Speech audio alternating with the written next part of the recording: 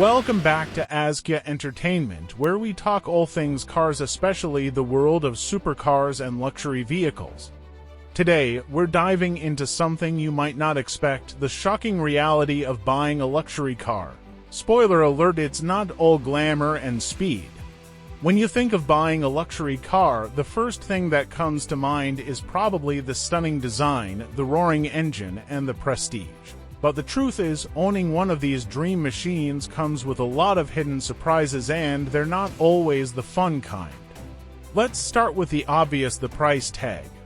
We're talking about cars that start at $200,000 and can easily go north of $1 million. But that's just the beginning.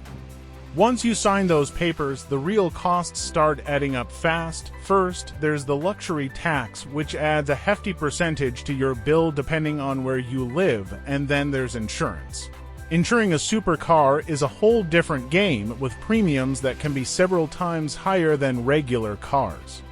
Next up, let's talk about maintenance. Routine services for these cars aren't just oil changes and tire rotations. A single service appointment can cost thousands of dollars. For example, replacing the brakes on a Lamborghini can set you back $5,000 or more, and that's just for one part.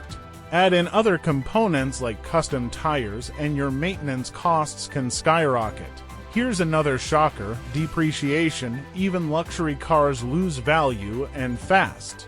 In fact, within the first year, many high-end cars can lose 20 to 30% of their original value. If you think you can flip your luxury car after a few years and get most of your money back, think again. While some models hold their value better than others, most luxury cars lose a significant portion of their worth quickly. And finally, the day-to-day experience of owning a luxury car can be a challenge in itself. These cars are designed for performance, but they're not always